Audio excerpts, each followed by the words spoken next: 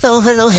Well, sa inyo mga kapatid. Ito po ay yung kakapakla. Nagpabalik at update ng faith sa inyo lahat. Dahil may si-share pa sa inyo. Yung mga friend ko kasi ako nagsasabi na bakit patuloy pa ako nagbablog. Kahit wala na akong views, wala akong tawag doon, wala akong organic viewers. Dahil patuloy pa na ako nagbablog. Ito po ang tagot ko sa kanya. Ito po kasi ay passion ko. At saka libangan ko na rin. Wala akong pakialam kahit isa o dalawa lang ang nanonood. Basta, nakapasama pa ako dun sa mga pumapasok, nanonood sa akin.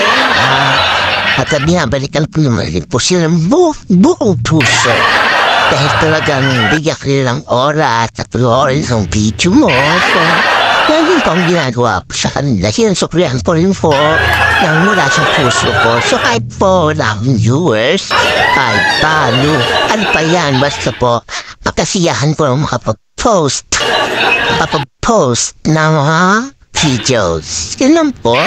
Kasi nga po, libangan ko na rin siya. Talagang masaya na po ako na gawin ito. So, hindi ko na po iniisip ang sahod. Sa mga nakaraang mga buwan po ay dahil pa ay naranasan ko na rin naman po sumahod sa YouTube. Pero sa ngayon po ay medyo, alam niyo na, medyo, basta may time naman. Nagkakaroon ngayon po ay nasa $70. Parang yung aking nasa loob ng yung boka is pwede mag-withdraw. Pag kumawat ko rin ng 100, para nyo ha? Pag kumawat ko ng $100, pwede mag-withdraw. Akala ko kasi ng mga ibang tao, pag small time vlogger ka, hindi ka pakasahod ka. Meron naman ako, pabariya-bariya lang. Pero, ibig sabihin ito ng mga big time vloggers. At sabi nga nila, bakit kung nagtatsagang hindi ako nagtatsaga, masaya akong gawin to. So, kaya nyo na ako sa kasiyahan ito, mga kapatid. At sa basher ko, sa kalangog, hindi ako sapak sa'yo at paksan nyo. Sige, bas na ako ng ibas. Pero nandun sa channel ng Ma'am Arnie, doon nila sa channel ko, kaya kinakakit. Ay, sa channel ng Ma'am Arnie ka napunta. Kaya kinakakit na tayo kung sino ka dahil sa channel kanina mo napunta sa channel ko. Ewan ko ba kung ano mo ang channel mo, pero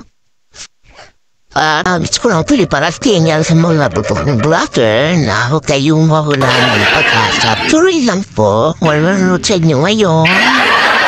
Kung go, dati ang araw, na magkakaroon din po kayo yun na lang po kung ang mga vlog na ninyo ay puro nga po sa personal lang nga katulad ng sa buhay ninyo. Minsan po kasi ay hindi naman interesado ang mga viewers kaya po hindi naman tayo pilalang tao, hindi naman tayo famous. Katulad ng minsan magbablog tayo ng what's inside my bag. Eh, kung kaya nyo sa bag mo, hindi naman nakilala, diba? Ganun lang doon. So, kaya nga po, pinaitang po na yung aking mga content. Ayun na nga po, yung mga comedy videos na nga po, tumututuplabo doon. Pero, wala pa rin po, pantit pa lang din po ang viewers ko. Pero tingin ko po, ay mapapansin na yun ni Follow Whitey at dati yung time na po ay kanyang i-recommend na din po rin.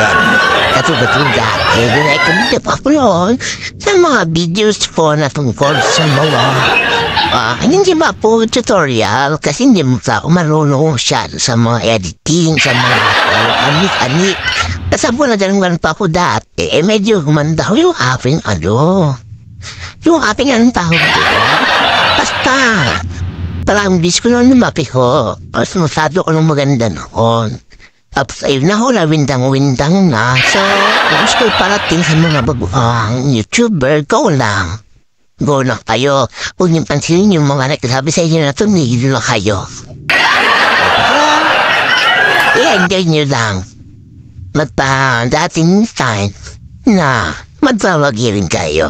Di ba makapagin? So, kung nandun lang po, bye-bye. See you again in my next video. Bye-bye. I love you all.